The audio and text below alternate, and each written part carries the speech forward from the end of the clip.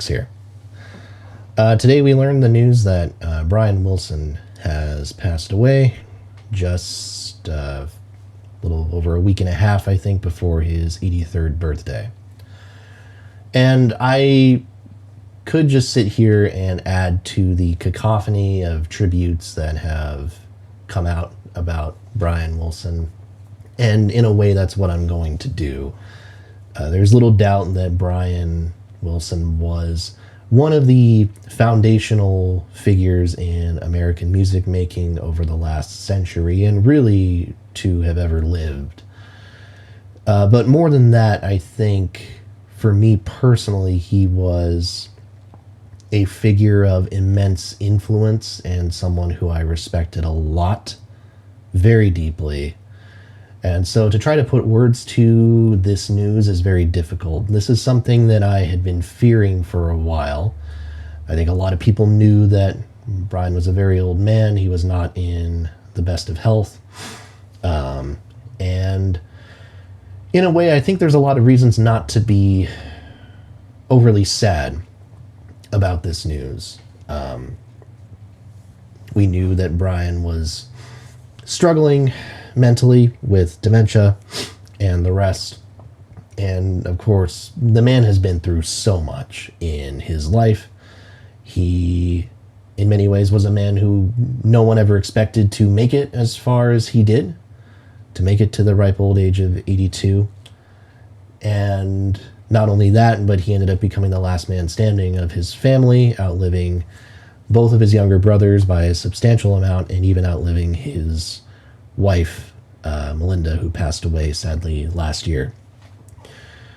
There are a lot of reasons to believe that Brian Wilson, a man who experienced severe mental and emotional anguish throughout his life and who struggled with his demons for the duration of his life up to the very end, by all accounts, there's many reasons to believe that a man who never really knew peace has found a peace now that, in that sense, seems refreshing and very well deserved. So all the sadness and all the emotions that I feel about this news in many ways are entirely selfish. I think the man lived a very long life, and he is at a point where he is resting and is at peace, and that is very well deserved. But I do just want to briefly reflect on Brian Wilson's importance to my own musical upbringing, because, as I said, this was something that I had dreaded for a long time, and yet you're never really prepared for something like this and for when it might hit you. And I've been thinking for hours now about, what Brian Wilson has meant to me. And my musical upbringing myself is a very cliched and boring one, at the very start anyways. My first two favorite bands were first the Beatles and then the Beach Boys. That's about as cliched as you can get. And for a very long time, when I was thinking of these older stars, because both of these bands have surviving members who are all in their 80s now, when I was thinking of favorite musicians of mine who I am dreading the day that I find out that they pass away, in many ways I expected the one that would hit the hardest would be Paul McCartney, or whichever Beatle perhaps goes last, if you will. The last surviving Beatle passing away. That will be a very tough day. And that still may be true, in the sense that maybe the day when McCartney leaves us will be the worst of them all. Certainly he was someone who was immensely impactful on my musical upbringing and in what I perceive to be quality music of every kind. But the more I reflect on Brian Wilson's impact, because this is what this type of news does, no matter how much you may justify that he lived a long life, he's met a deserved peace, what this news does anytime a major musician and artist dies is it causes you to reflect on how they have impacted your life, directly or otherwise. And taking stock of Brian Wilson's impact on my life is beyond comprehension, I think. And really trying to reckon with every all the ways in which he impacted me, from first being exposed to his music in car rides with my family.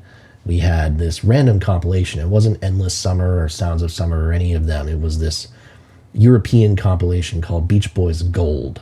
And it was a random collection of songs. There was hardly any Pet Sounds representation. In fact, I think Sloop John B was the only Pet Sounds track on the compilation. A very strange set of songs, but that's how I first discovered the Beach Boys.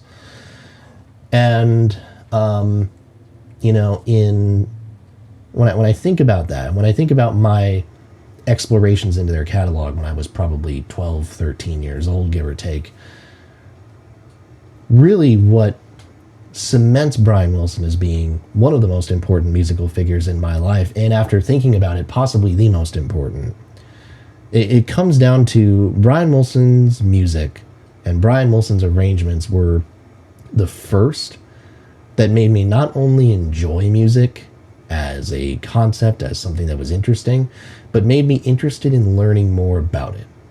I was doing music at the time. I was a drummer in a band, in like a concert band at the point when I was getting into the Beach Boys. But it wasn't until I really sat with the vocal harmonies and the arrangements that Wilson would do vocally and instrumentally that I realized that I wanted to know how to do that. I wanted to learn that craft. And I wanted to be able to understand music in a way that someone who makes that type of art does. It sort of moved me beyond just casual enjoyment or enjoying learning one particular instrument, and really made me want to learn about the whole piece of it. And when you combine that fascination with just the complete rabbit hole that is the Beach Boys story and Brian Wilson's story, it was, I mean, once that clicked, there was no getting enough of it. And it got to the point where I was just going down rabbit holes and listening to, you know, more obscure records, if you will. I heard Pet Sounds, of course. Pet Sounds actually didn't click with me initially. I gravitated more towards Sunflower and Surf's Up. I was a really big fan of that trio of songs that ends Surf's Up. 3 of the best songs that Brian Wilson ever wrote, which means they're probably 3 of the best songs that anybody has ever wrote. And that fascination has continued, with some ebbs and flows, certainly, but there's a lot of gold in Brian Wilson's catalog, both with the Beach Boys in the 60s, in the 70s, and even beyond that. There are certainly records in the late 70s and the 80s, and even the last Beach Boys record that I am very partial to and that I will defend, and that I will probably defend on this channel in a longer form video at sooner rather than later at this point, given the circumstances. But also with Brian Wilson's solo work, which took me a while to get into, but once I explored his stuff, it just continued to captivate me more. I was really partial to the Joe Thomas records, Imagination and No Peer Pressure. I remember hearing No Peer Pressure when it came out, got the CD of it, got the vinyl of it. And even though that's not a record that a lot of people love, I've always felt a sort of appreciation for it. Maybe because it was my Brian Wilson record, so-called. It was the one that I heard right when it came out, the one that I followed the release cycle for. And ironically enough, it was that record that I've actually been spinning more frequently recently, because we are 10 years from the release date of that record, or just recently past that date. And there's some gorgeous tracks on that album. Whatever Happened is one I've been listening to regularly. I was listening to that just last night, along with the Beach Boys' self-titled record from 1985, a record that I will defend to the death as being criminally underrated. In a weird way, I've sort of had this renewed fascination with the Beach Boys in the last few weeks, where I've been listening to more of their stuff and exploring songs that I've loved and songs that I never really had given a proper chance before. And, you know, thinking about that and then having news like this just kind of hit you like a truck, which this absolutely has, it really just makes me realize that despite the fact that the Beach Boys recorded a ton of stuff that is, by most quote-unquote objective measures, not good, I still find myself fascinated by them in a way that I'm really not fascinated by any band in the same way. Their story, the personalities, the drama, the memes. I have so many memories of one of my best friends and I just jamming out to fucking Beach Boys Love You and stuff like that. A record that toes that line between genius and madman as well as any Brian Wilson record. And there are many Brian Wilson and Beach Boys records that toe that line really well. It was this friend who I was able to help get into the Beach Boys when we were in college, and it was this friend who told me the news this morning. There's not a whole lot of articulate things I can really say about Brian Wilson's objective influence on the course of popular music. Everyone else has said that. Go read countless articles, countless columns that have come out today and will be coming out in the coming weeks. But more than anything, I think, I have a complicated relationship with the word genius. I really do. I don't like using it. I think it prescribes some sort of supernatural, unexplainable characteristic to certain people's music making, which I don't really think is how it works. I think everybody's musical prowess can be explained logically by something, whether that's your brain is just wired a certain way that makes you more adaptable, more apt to pick up tunes. You have perfect pitch, you have relative pitch, whatever the case may be. Or you have just practiced for years and years on end and you're a workhorse at what you do. There are ways to explain away proficiency and things like that. And I don't think Brian Wilson is different in that sense.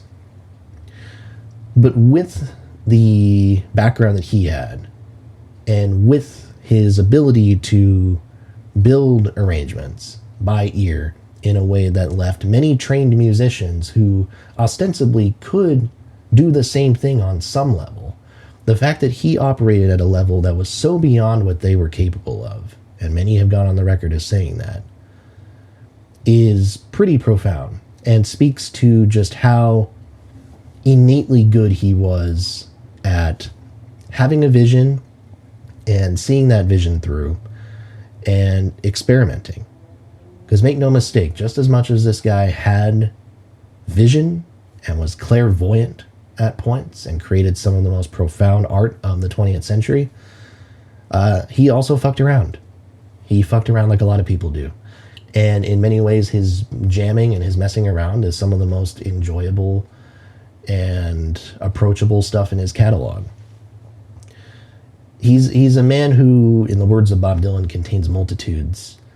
And if you have not really taken a dive into the Brian Wilson story or the Beach Boys story, maybe you've seen Love and Mercy, which is a great film, of course, but really take a dive into their story. Really do yourself a favor and immerse yourself not just in the music, but immerse yourself in the arc that is Brian Wilson's life. Understand what this man went through mentally and emotionally as a child and as an adolescent, what he went through as a young adult in his rise to stardom, and all the things that he constantly battled, that he had to overcome throughout his many decades of life.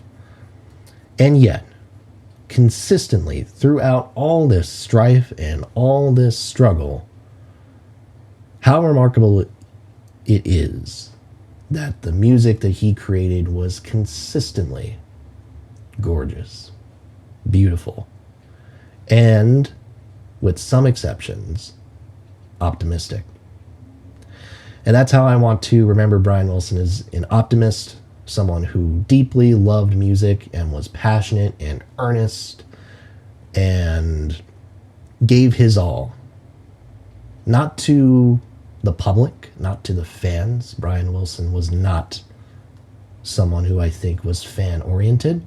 He gave his all to music. and to records and making records.